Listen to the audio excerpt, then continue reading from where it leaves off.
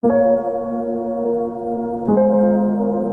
mabuting balita, ngayong ikalawang linggo ng Adbyento ay pinapakilala ni San Lucas sa kanyang ebanghelyo si Juan Bautista bilang isang tinig na sumisigaw sa ilang, bilang katuparan sa nasusulat sa aklat ni Propeta Isaías.